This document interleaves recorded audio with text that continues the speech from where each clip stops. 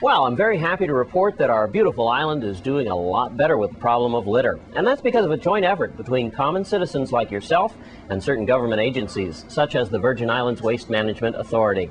News Channel 8's Wes Small takes a look. I'll be the first to tell you that this reporter definitely criticizes the VI government from time to time. And when I see wrong, I do try to expose it. But along with the negative, there's got to be some positive. And I do believe we see positive things going on in our island, especially as far as litter is concerned. So without further ado, let's go inside and talk to the folks at VI Waste Management. What is it exactly, May, that y'all do? Manage waste, no.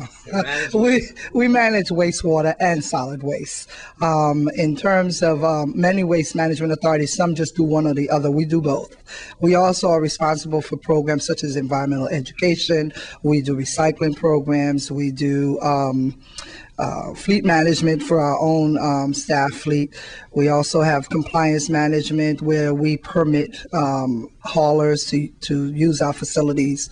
We have enforcement where we try to enforce against people who are violating the laws. And then we have a number of support services that we offer to these operations, which would include my office, finance, property and procurement, and communications, health and safety, that type of thing. And let's clear this up. Are you all in charge of litter? Well, let me tell you about litter. The people who drop the litter are in charge of the litter. Okay. That's a good way to put it. Yeah, we're responsible to try to catch them.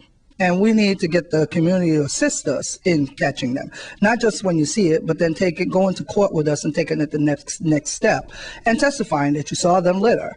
Okay, what we do also is we go into the bags of waste sometime and try to track down who's got personal information in that bag of waste. So we can figure out how they go through people's garbage like the CIA? As long as it's on the street. And it's not where it belongs. If it's in a public place, we want to know how it got there. So we're coming to you. I didn't know about that one. Oh, yeah. Watch what you put in the garbage. Oh, very important, very important. But we do also try to do educational programs through the schools and the students. But when we do get you on a fine, and now we've actually had some people that had to do community service as a result of not being able to pay a fine.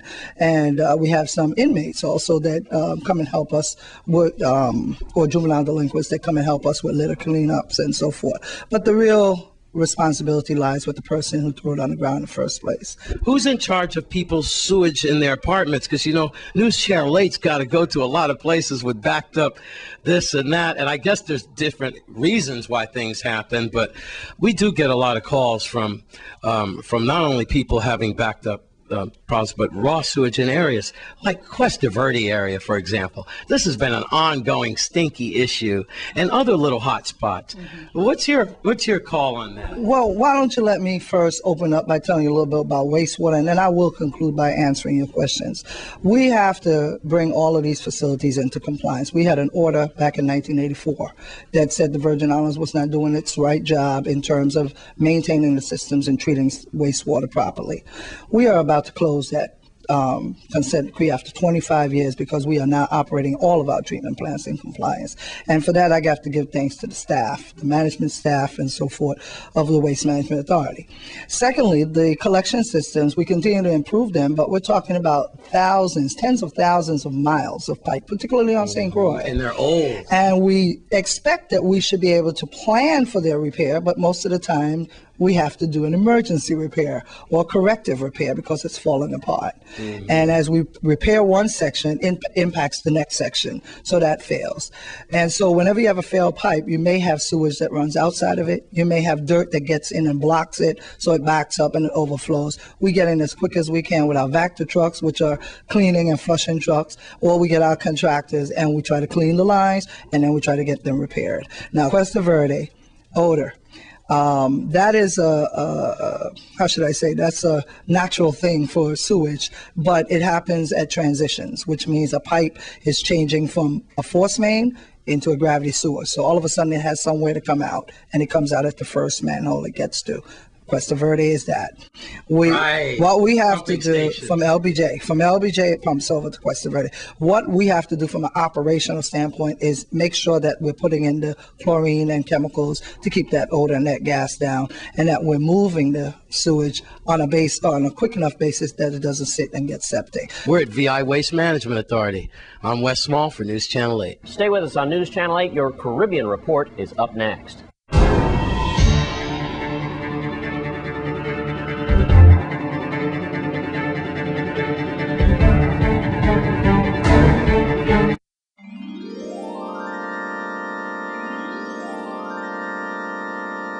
Let's take a look at your Caribbean report for tonight.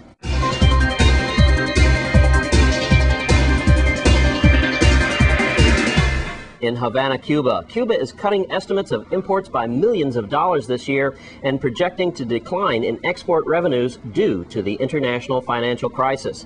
The report says the imports will plummet 22.2%. Alan Stanford was wrongly jailed by a federal judge who relied on inaccurate statements from federal prosecutors and ignored evidence showing that the Texas financier is not a flight risk.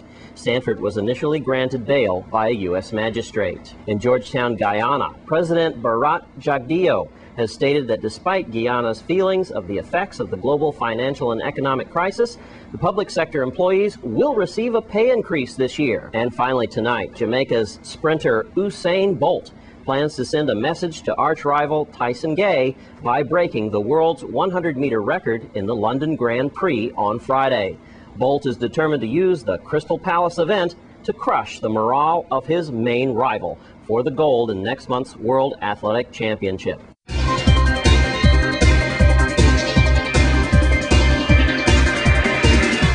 And that's your Caribbean report for tonight. Well, the governor is finally on his way back from Washington, D.C. Here's News Channel 8's Lee Carl to tell you the latest on what our governor has to say about his trip to the Capitol. Two of the governor's meetings in Washington on Tuesday, including discussions with the Obama administration officials, leaders of Congress on issues of taxation and EDC program, tax audits, transportation projects, health care reform.